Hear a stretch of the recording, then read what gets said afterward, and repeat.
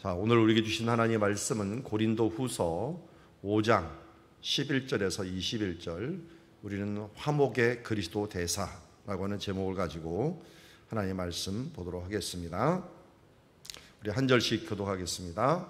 고린도후서 5장 11절부터 한 절씩 교독합니다. 우리는 주의 두려우심을 알므로 사람들을 권면하거니와 우리가 하나님 앞에 알려졌으니 또 너희의 양심에도 알려지기를 바라노라. 우리가 다시 너희에게 자천하는 것이 아니요 오직 우리로 말미암아 자랑할 기회를 너희에게 주어 마음으로 하지 않고 외모로 자랑하는 자들에게 대답하게 하려는 것이라. 우리가 만일 미쳤어도 하나님을 위한 것이요 정신이 온전하여도 너희를 위한 것이니 그리스도의 사랑이 우리를 강권하신도다. 우리가 생각하건대 한 사람이 모든 사람을 대신하여 죽었은즉 모든 사람이 죽은 것이라. 그가 모든 사람을 대신하여 죽으심은 살아있는 자들로 하여금 다시는 그들 자신을 위하여 살지 않고 오직 그들을 대신하여 죽었다가 다시 살아나신 이를 위하여 살게 하려 함이라. 그러므로 우리가 이제부터는 어떤 사람도 육신을 따라 알지 아니하노라. 비록 우리가 그리스도도 육신을 따라 알았으나 이제부터는 그같이 알지 아니하노라. 그런즉 누구든지 그리스도 안에 있으면 새로운 피조물이라. 이전 것은 지나갔으니 보라 새 것이 되었도다. 모든 것이 하나님께로서 났으며 그가 그리스도로 남아 우리를 자기와 화목하게 하시고 또 우리에게 화목하게 하는 직분을 주셨으니 곧 하나님께서 그리스도 안에 계시사 세상을 자기와 화목하게 하시며 그들의 죄를 그들에게 돌리지 아니하시고 화목하게 하는 말씀을 우리에게 부탁하셨느니라. 그러므로 우리가 그리스도를 대신하여 사신이 되어 하나님이 우리를 통하여 너희를 권명하시는 것 같이 그리스도를 대신하여 간청하노니 너희는 하나님과 화목하라. 같이 읽습니다. 하나님이 죄를 알지도 못하는 이를 우리를 대신하여 죄로 삼으신 것은 우리로 하여금 그 안에서 하나님의 의가 되게 하려 하심이라. 아멘. 자, 오늘 말씀은 우리가 어떤 존재인가 또 어떻게 살아야 되는가 하는 부분들을 알려줍니다. 요셉이 자기의 삶에 세상적인 성공을 거두었지만 그것을 가지고 하나님이 주신 나라와 그 가족을 위해서 사명을 다한 것처럼 우리도 사명을 다해야 되는데 이 사명을 다하기 전에 우리가 어떤 존재인가 하는 부분들을 다시 한번 잊지 않기를 원하는 마음으로 이 권면하는 말씀을 주신 것을 봅니다. 사도 바울은 예수님을 만나면서 이 생각의 전환이 일어나게 되었습니다. 그 생각의 전환은 그 전까지 유대인들은, 지금도 그래요. 유대인들은 말씀을 보면은 그 말씀을 하나님의 말씀이다. 그러니 우리가 어떻게 지킬까 하는 이 어떻게 초점을 굉장히 많이 맞추고 있습니다.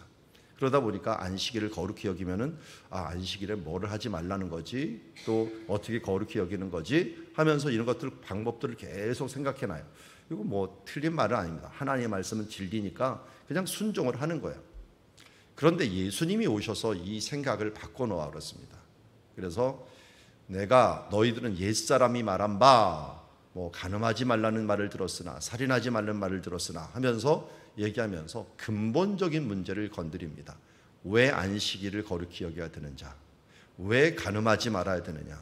왜 하나님께서 살인하지 말라고 하느냐? 근본적인 것으로 들어가게 만들어 버립니다. 그래서 의미를 알고 마음의 그 뜻을 깨달아서 깨달은 그것을 가지고 행동하면 사랑은 모든 허물을 덮는다 해서 무엇을 해야 되느냐 보다는 왜 해야 되느냐 하는 부분들, 하나님의 마음을 바로 깨달으라.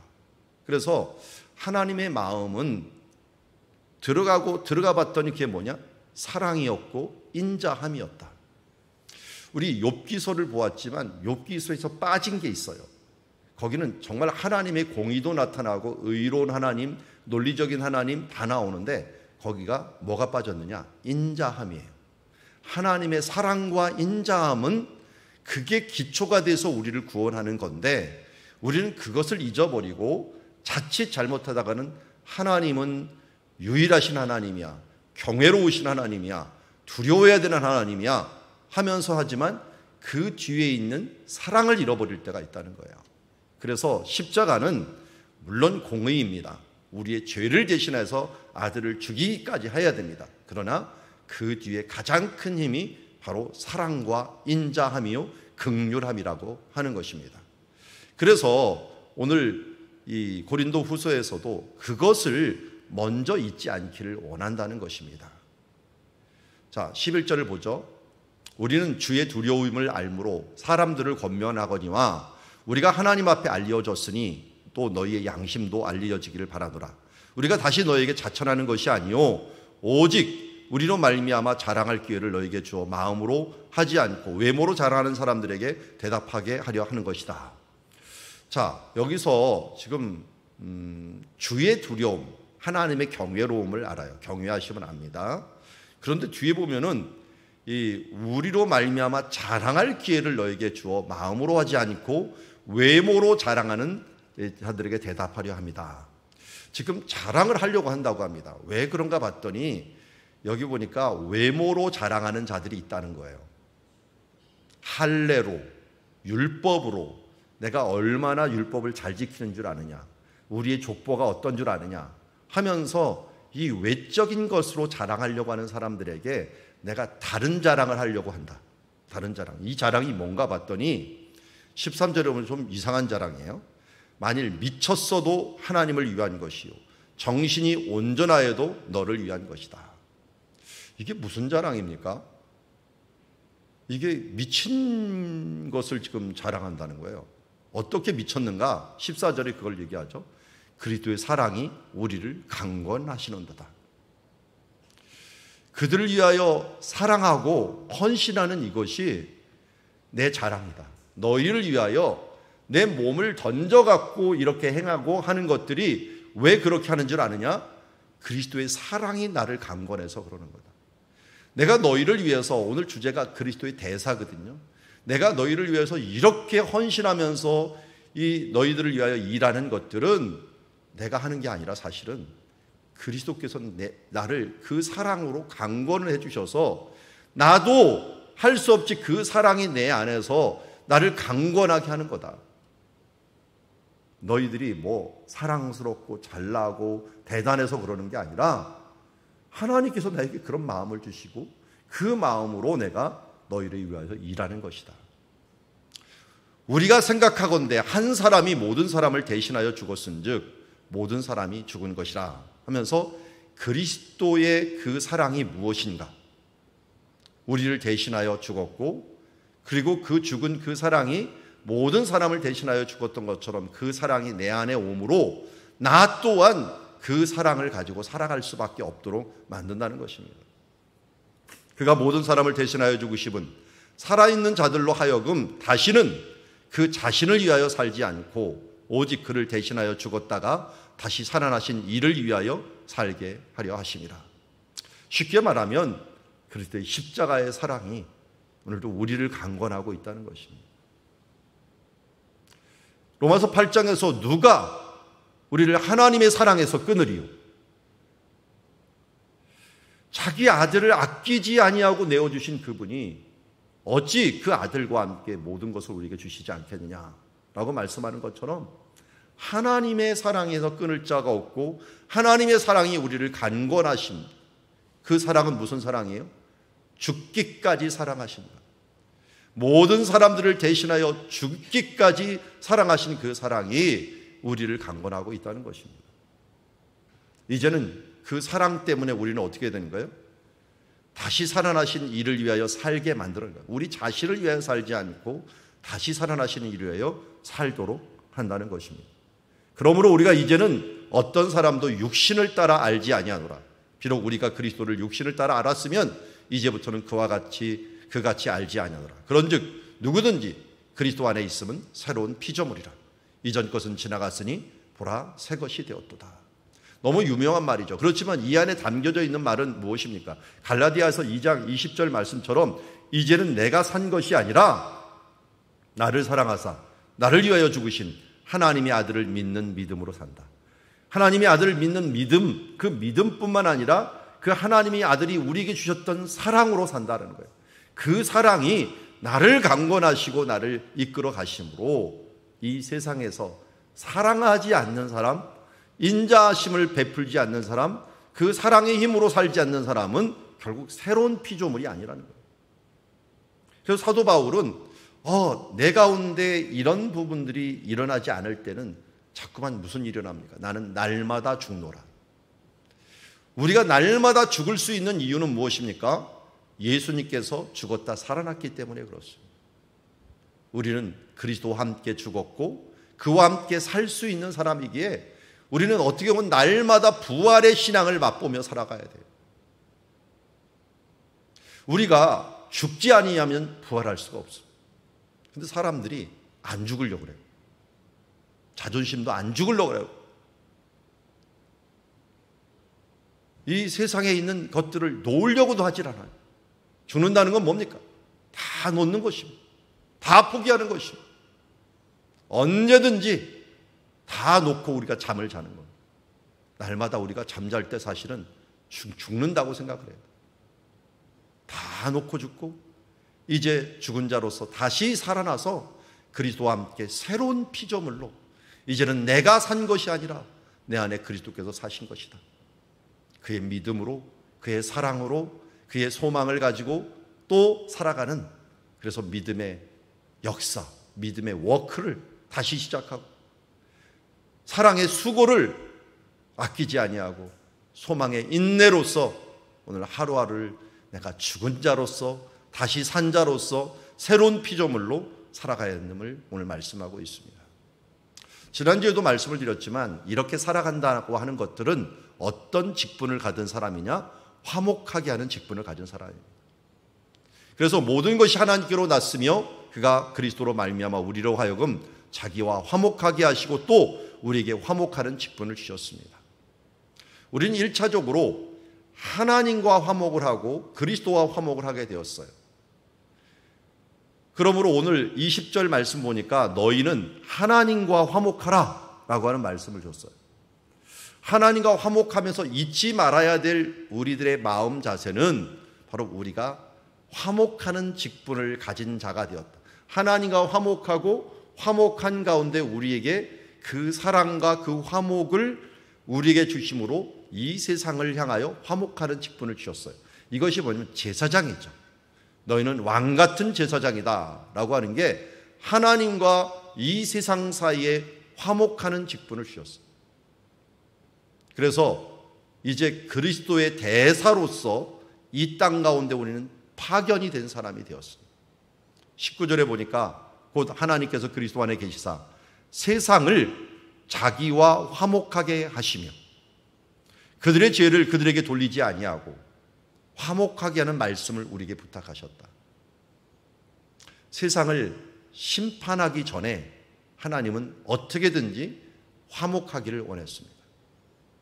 심지어 구약시대에는 화목제, 샬롬 제사라고 하는 제사를 계속적으로 드리게 했어요. 특별히 이때는 어느 때 이 화목 제사를 많이 드렸냐면 명절 때 드렸어요. 6월절, 오순절, 그리고 초막절 때 이 하나님과 화목하고 또 성도들 간에 화목하는 화목 제사를 드렸는데 그런 화목 제사를 드렸던 그 의미가 오늘 우리에게도 왔다는 겁니다. 화목 제사는 1차적으로 하나님과 화목하는 거예요. 하나님과 화목할 때는 무엇을 드립니까? 여기 지금 마음을 다하고 뜻을 다하고 힘을 다하여 주 너희 하나님을 사랑하라 했는데 마음을 상징하는 콩팥을 떼어서 드렸습니다. 그리고 여기 뜻을 상징하는 피, 생명을 상징하는 피를 갖다가 떼어서 하나님께 부어드렸습니다. 그리고 힘을 상징하는 기름을 떼어갖고 하나님께 태워드렸습니다. 그리고 남은 고기들은 어떻게 했어요? 굽거나 삶거나 해갖고 그것을 성도들 함께 있는 가족들과 함께 나누어 먹으면서 화목하는 시간을 가졌습니다. 식사를 했습니다. 그렇게 함으로 화목의 제사를 드렸어요. 그 정신은, 그 의미는 우리에게 동일합니다. 우리는 1차적으로 하나님과 화목해야 됩니다. 그리고 나서 우리가 더 많은 시간들, 더 많은 부분들을 어떻게 보면 성도들과 화목하고 이제는 제사장 나라가 되어서 우리 세상들과 화목하는 일들을 이루어내야 되고, 특별히 하나님과 화목하는 중재자의 역할들을 우리가 감당해야 됩니다. 그런 면에서 우리는 대사입니다. 엠바서더 호텔이라고 하는 거 있죠. 이게 대사관 호텔이라는 뜻인데 여기 엠바서더라고 합니다. 그리스도의 엠바서더, 그리스도의 대신이 되어 그리스도를 사신이 되어 라고 얘기합니다. 그래서 여기 대신하여는 뒤에서 원래 수식어인데 우리는 이걸 넣는 바람에 그리스도의 대사라는 말이 잘 안 표현되어 있는데 영어로 보면은 크라이스트 엠바서더라고 하는 말을 쓰고 있습니다. 우리는 그리스도의 대사가 되었습니다. 이 땅 가운데 대사가 되면서 하나님과 화목하고 세상과 화목하게 하면서 하나님과 이 세상을 이어주는 가교 역할을 예수님께서 우리에게 중보자 역할을 했듯이 우리 또한 우리의 착한 행실로 하나님께 영광을 돌리고 우리의 복음을 통하여 증인된 사명을 통하여 하나님의 백성들을 또 모으고 양자삼으로 말미암아 우리의 자녀들뿐만 아니라 우리 주변에 있는 사람들을 하나님과 화목하게 하는 직분, 하나님의 대사의 직분을 우리가 받았다라는 것입니다. 우리가 지난주 말씀 보았듯이 바로 당신들은 길에서 다투지 말라라고 하는 요셉이 형들에게 한 말이 바로 화목의 대사의 역할을 감당했다는 것입니다. 우리가 있는 힘과 능력을 가지고 갈라치기를 하는 사람들이 있어요.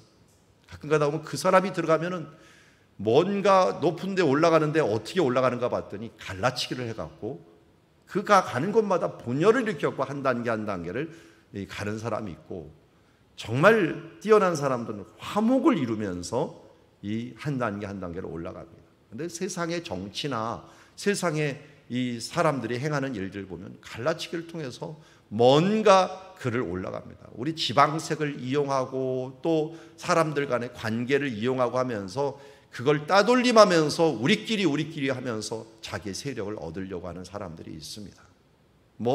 현재 여당과 야당도 자기 좋아하는 층, 그 층을 위해서 하고 그렇지 않은 층을 갖다가는 그거를 치면서 올라가는 모습들을 보면서 이 화평과 화목의 역할이 얼마나 이 세상에서는 힘든가 하는 것을 알게 됩니다.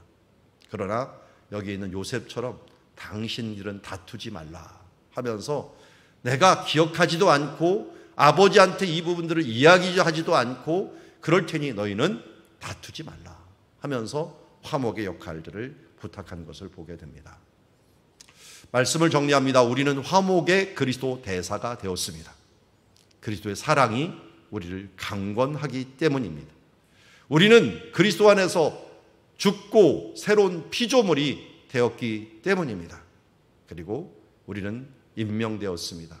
하나님과 화목하고 이제 사람들과 화목하는 자로서 임명된 자이기 때문에 우리는 화목의 그리스도의 대사가 되었다는 사실을 잊지 말고, 우리 집에도 아직 붙어 있는데 문 앞에 딱 들어가면 우리 집은 그리스도인의 대사관이라고 적혀 있습니다. 우리는 그리스도의 대사관에서 살고 있고 우리 자신은 예수를 믿는 동시에 그리스도의 대사가 되었습니다. 이제 어떻게 살아야 돼요? 그리스도의 사랑이 강건함으로 말미암아 이제는 나는 죽고 예수로 사는 새로운 피조물로 사랑의 수고를 아끼지 않는 삶을 살아가야 될 줄 믿습니다. 그래서 분열을 통하여 내가 살아가는 것이 아니라 나로 인하여 모든 지역이 화목하고 다툼이 없어지는 그 일들에 쓰임받는 자로서 사용되는 주의 자녀가 되기를 주의 이름으로 축원합니다. 기도하겠습니다. 하나님 아버지, 오늘 우리가 누구입니까? 바로 예수 그리스도의 대사입니다. 우리가 어떤 직분을 가졌습니까? 화목하는 직분을 가졌습니다. 하나님, 이 뒤에 바로 우리를 힘주고 능력 주시는 분이 계신데 먼저 화목의 대사가 되시고 중보자가 되시고 사랑의 본을 보이신 예수 그리스도, 그분이 내 안에 들어옴으로 말미암아 그 사랑이 우리를 강권하는 줄 믿습니다. 하나님, 이제 나는 죽고 예수로 삶으로 새로운 피조물이 되어서 화목하는 이 직분 잘 감당케 하여 주시옵소서. 오늘 하루도 정말 분열의 세상, 악한 마귀가 어떻게든지 우리의 마음들과 우리의 삶들을 흐트러 놓고 있지만 예수 그리스도의 화평의 역사, 그리스도의 그 역사가 함께하는 시간 되기를 원합니다. 주여, 이제 나는 죽고 예수로 다시 살아 그리스도의 대사로서 역할들을 감당케 하여 주시옵소서. 예수님의 이름으로 기도드리옵나이다.